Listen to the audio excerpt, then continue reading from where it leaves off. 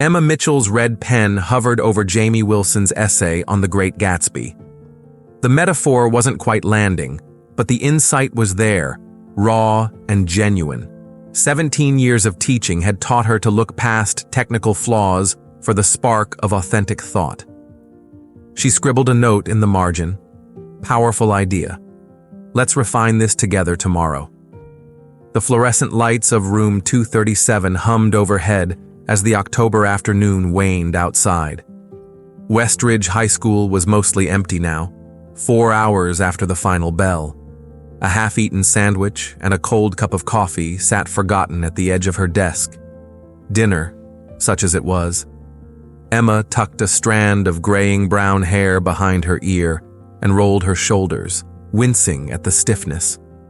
One more essay, then home to her apartment, her cat, and the novel waiting on her nightstand, the familiar rhythm of a life dedicated to other people's children.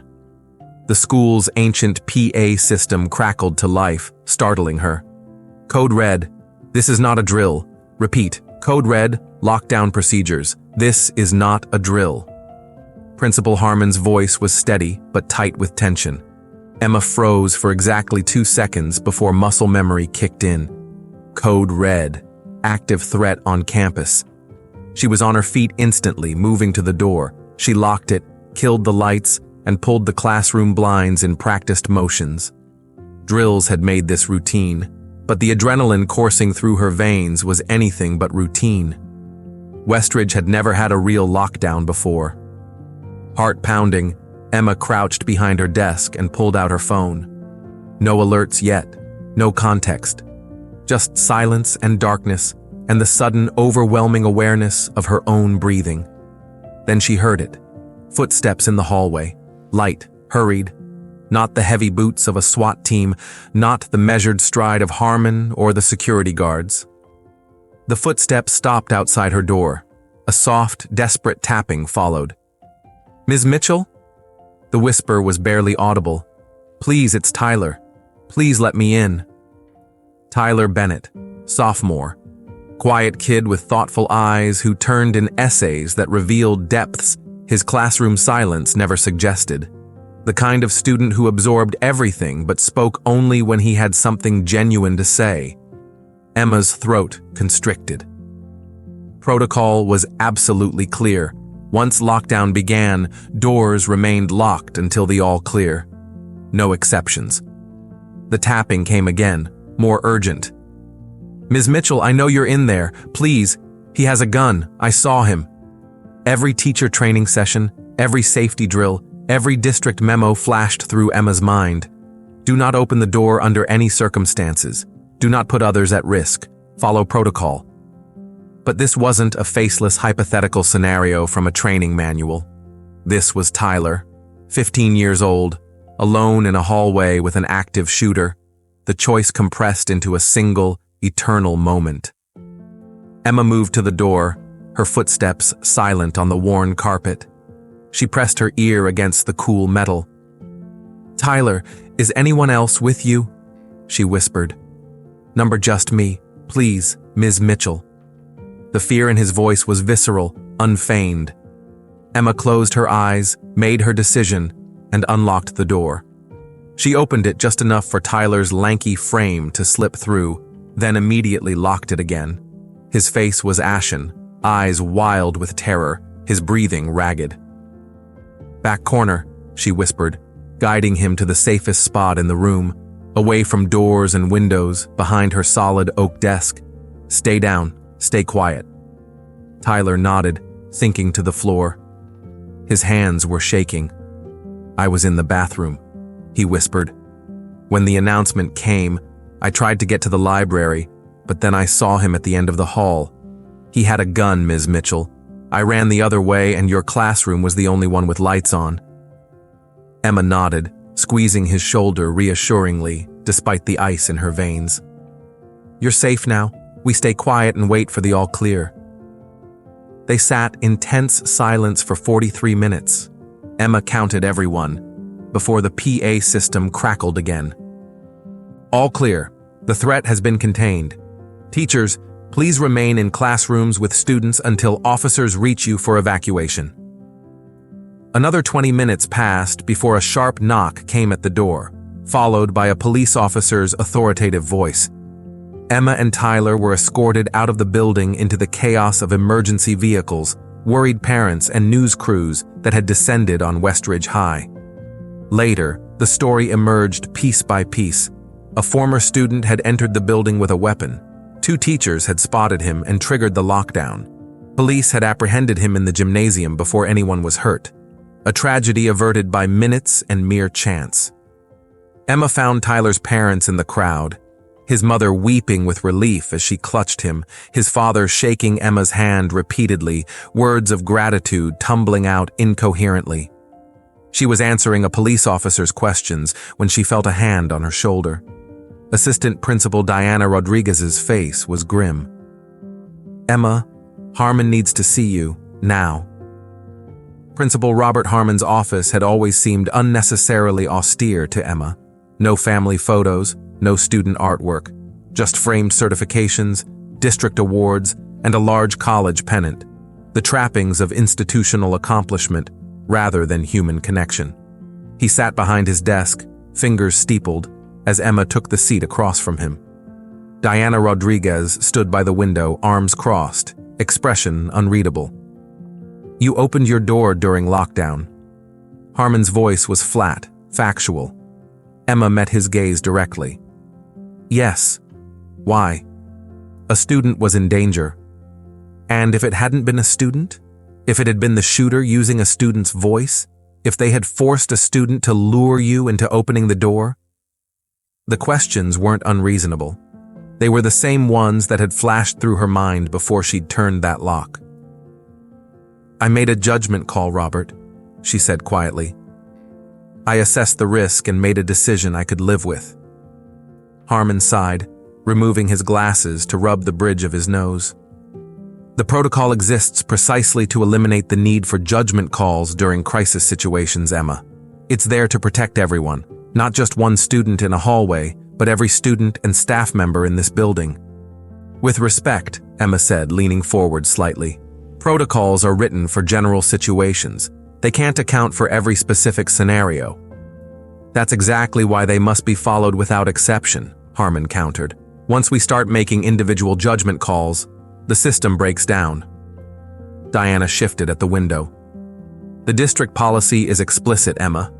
Violation of lockdown protocol is grounds for immediate suspension pending review." The reality of what was happening settled over Emma. "You're suspending me for saving a student." "We're suspending you for violating safety protocol," Harmon corrected. "The school board will determine whether termination is warranted. Until then, you're on administrative leave, effective immediately." Emma sat very still, 17 years of dedicated service condensing into this single, surreal moment. "And if it had been your child in that hallway, Robert?" Pain flickered across Harmon's face. "That's not fair." "None of this is fair," Emma replied. "But life rarely gives us fair choices, just necessary ones." Harmon slid a formal letter across the desk. "I'm sorry, Emma. For what it's worth, I understand why you did it. But my responsibility is to uphold district policy." Diana stepped forward. "I'll help you gather your things." Emma stood, letter in hand, suddenly exhausted. "No need. I know my way around." As she reached the door, Harmon spoke again. "The board meets next Thursday. You'll have an opportunity to state your case." Emma nodded without turning. "Will Tyler?" She didn't wait for an answer. The days following her suspension unfolded in a strange, suspended reality. Emma's apartment, usually just a place to sleep and grade papers, became her entire world. Friends called, former colleagues texted support, parents from her classes emailed their outrage. None of it changed the essential facts. She had broken protocol, and in the current climate of school safety concerns, the district would make an example of her. 17 years of exemplary evaluations couldn't outweigh the liability she now represented. On the 4th afternoon, restless and claustrophobic, Emma walked to Canterbury Park, 2 blocks from her apartment. The October air carried the earthy scent of fallen leaves and the faint sweetness of someone's backyard fire pit. Children played while parents watched from benches, normal life continuing while hers remained in limbo. She settled on a bench overlooking the duck pond, watching the ripples expand and fade as a child tossed breadcrumbs from the opposite shore. "Mind if I join you?" Emma looked up to find an older woman standing beside the bench. Something about her seemed vaguely familiar, though Emma couldn't place her. Silver hair in an elegant bob, kind eyes behind stylish glasses, casual but expensive-looking clothes. "Please." Emma gestured to the empty space beside her. The woman sat with a sigh. "Lovely day, though I suspect you're not really seeing it." Emma raised an eyebrow. "Do I know you?" "No, but I know you, Emma Mitchell." The woman smiled. "My name is Madeline Prescott. I believe you've been reading about me in the papers recently, though those stories rarely get the important parts right." Recognition clicked into place. Madeline Prescott, philanthropist, education reform advocate, widow of tech pioneer Alexander Prescott. Her foundation had been in local news for purchasing the abandoned Westside Mall property for some unannounced development. "You're building something near here," Emma said. "I'm building many things in many places." Madeline's gaze shifted to the pond. "But today, I'm more interested in what you're building, or what's being torn down." Emma stiffened. "You know about my suspension. I make it my business to know when good educators are punished for good judgment." Madeline turned to face her. "Tell me, why did you open that door?" The directness of the question caught Emma off guard. She'd been answering it for days, to friends, to the police, to Harmon. But something about Madeline's intent focus made her consider it anew. "Because I could live with the risk of being wrong," she said finally. "But I couldn't live with the certainty of doing nothing while a student might die." Madeline nodded slowly. "Rules and policies serve an important purpose. They create order from chaos, establish expectations, protect institutions. But they have one critical flaw." "What's that?" "They can't love," Madeline said simply. "They can't care. They can't recognize the humanity in split-second decisions. That's why we need people who understand when humanity must supersede policy." Emma studied the older woman. "Is this a philosophical discussion, or is there a reason you sought me out?" "Both," Madeline smiled. "I've been watching Westridge High for some time. Not for you specifically until recently, but for what it represents in education. Rigid adherence to procedures over people. Liability concerns trumping human judgment. It's a pattern I see across public education, and one I've dedicated my foundation to changing." She reached into her bag and pulled out a business card, handing it to Emma. It was simple, elegant, just Madeline's name and a phone number. "The Prescott Foundation isn't just building a shopping center on that old mall property," Madeline continued. "We're building a school, a different kind of school, one where teacher judgment isn't just permitted, but valued above all else." Emma turned the card over in her fingers. "And you're telling me this because I need a founding principal who understands that safety doesn't come from blindly following procedures. It comes from creating an environment where every adult is empowered to make human-centered decisions." Madeline stood, brushing invisible dust from her slacks. "Call that number when you're ready to talk. Not about a job, about a mission." Before Emma could respond, Madeline was walking away, leaving her alone with a simple white card and a head spinning with possibilities.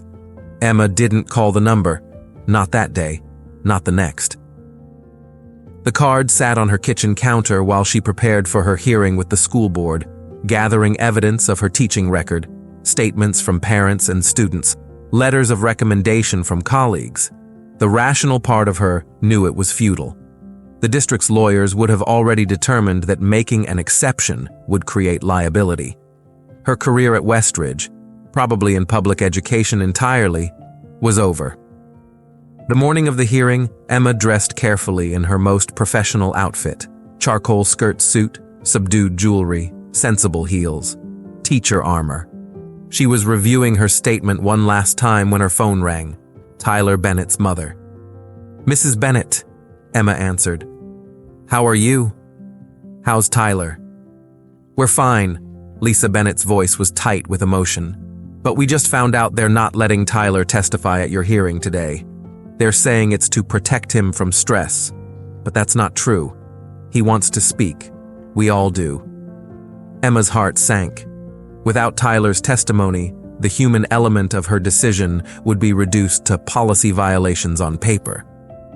"I appreciate you telling me," she said. "And please tell Tyler I'm grateful he wanted to speak." "This isn't right," Lisa said fiercely. "After everything, this just isn't right." After they hung up, Emma sat staring at her carefully prepared notes. Then, slowly, deliberately, she reached for Madeline Prescott's card. The conference room at the district office was intimidatingly formal. Long table, uncomfortable chairs, fluorescent lighting that seemed designed to highlight every nervous fidget.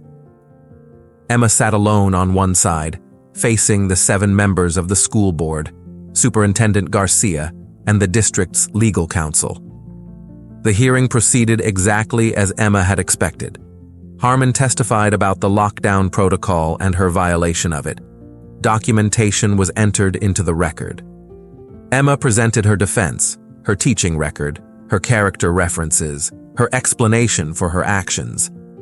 The board members listened impassively, occasionally making notes. No parents spoke, no students testified, just policy, procedure, and liability concerns.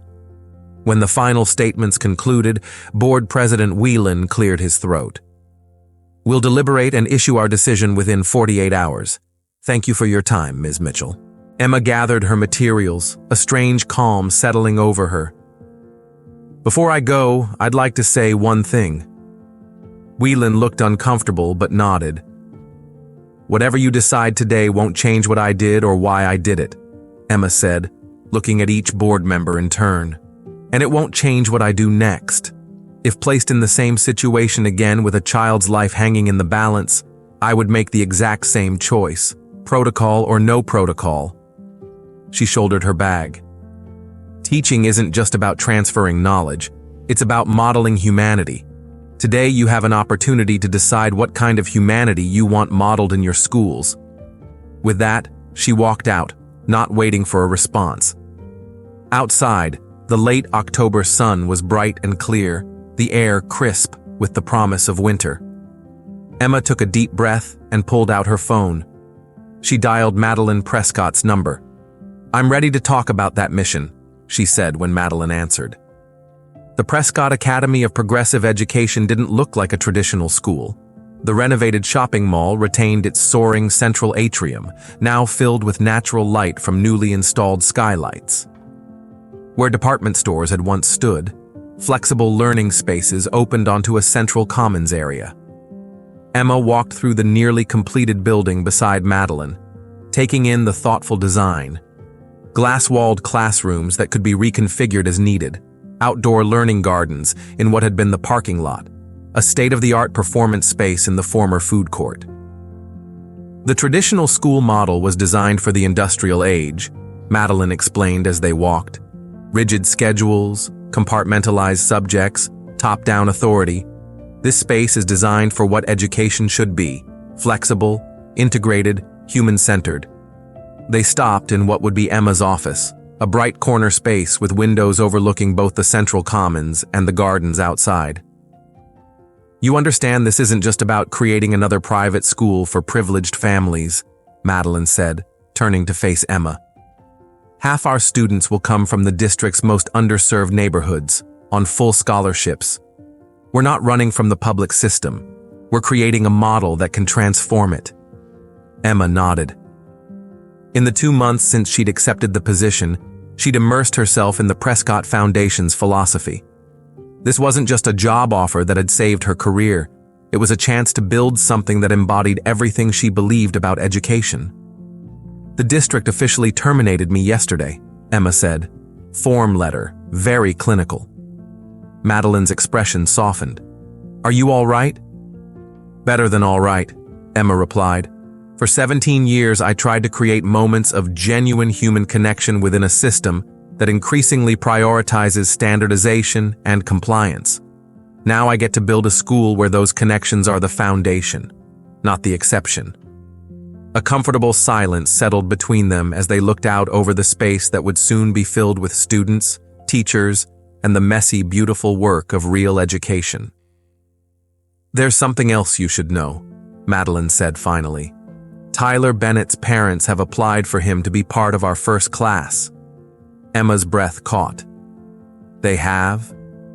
"They believe in what we're building here. They've seen firsthand the difference between rigid rule following and human judgment." Madeline smiled slightly. "I think we owe them a spot, don't you?" Before Emma could answer, her phone buzzed with a text. She glanced down at the screen and froze.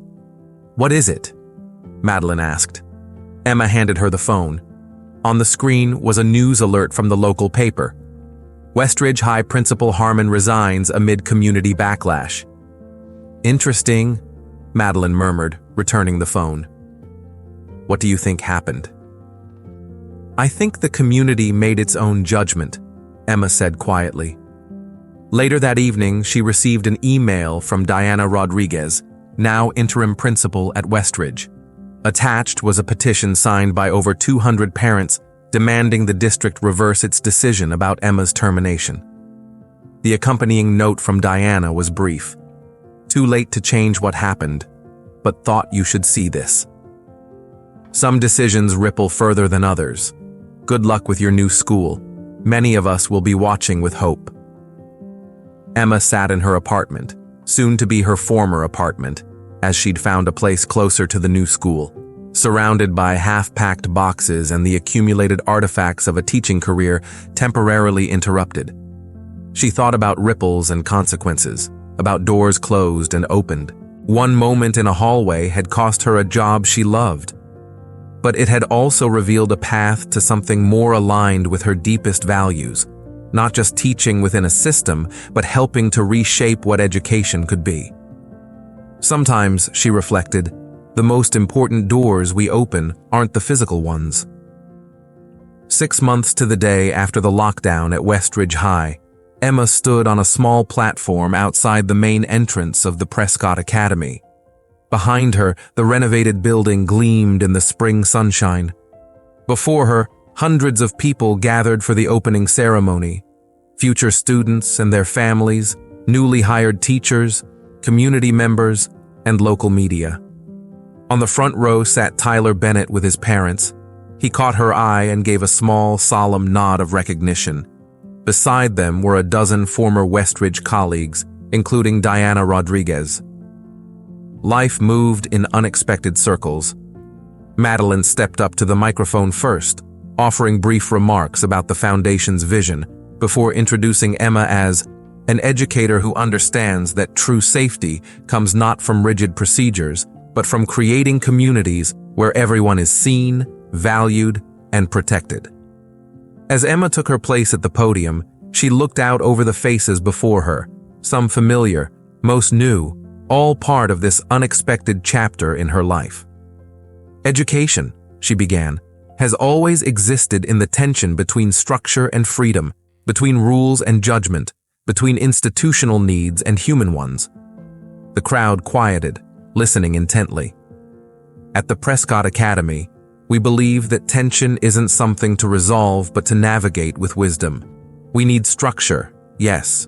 We need procedures, absolutely. But we also need the courage to recognize when humanity must take precedence over policy."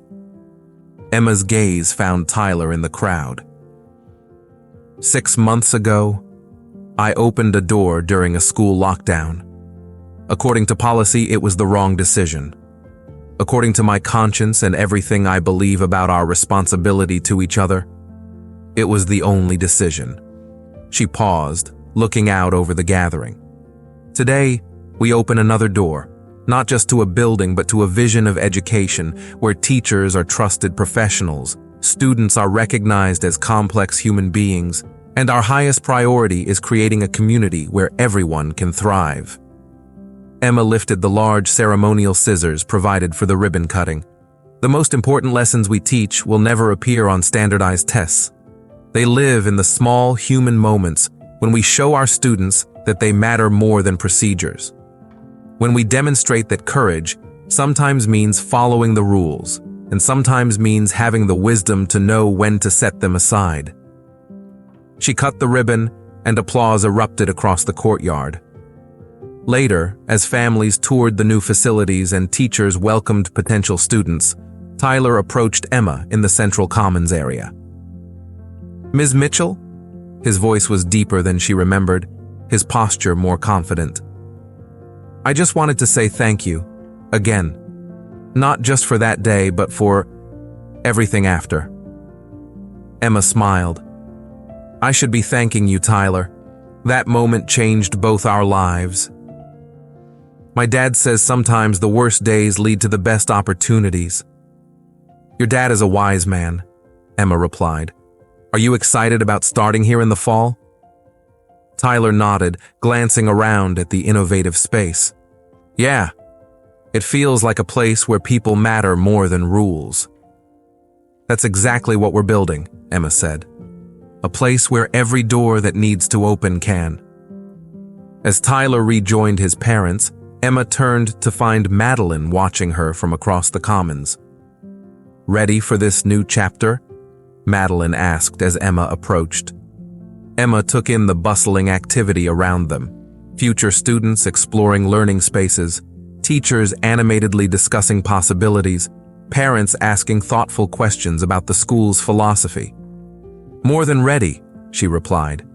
"You know, when I was suspended, a friend told me I'd never work in education again." Madeline smiled. "Now? Now I understand that sometimes losing your place in a broken system is the first step to building a better one." The two women stood in comfortable silence, watching as their vision took its first breath of life around them. Through the soaring windows of what had once been a shopping mall entrance, the spring sunshine illuminated not just a new school, but a new possibility, one that had begun with a single difficult choice in a darkened hallway. One door closed, another opened, and in that space between, something transformative had taken root. What would you do if forced to choose between following rules and potentially saving a life? Emma Mitchell's journey reminds us that our most difficult decisions often reveal our deepest values and sometimes lead us to unexpected destinations. This story is based on the experiences of real educators who have faced impossible choices in crisis situations. While names and specific circumstances have been changed, the central question remains. What matters most when protocols and humanity collide? If this story resonated with you, please consider sharing it with others who might find meaning in Emma's journey. Your comments below matter to our community. What moment in the story spoke to you most deeply? Have you ever faced a situation where following your conscience meant breaking a rule? This channel is dedicated to sharing stories that inspire reflection and conversation about our shared humanity. If you'd like to see more content like this, subscribing helps us continue creating meaningful narratives that connect us all. Thank you for being part of this journey with us. Until next time, may we all find the courage to open the doors that matter most.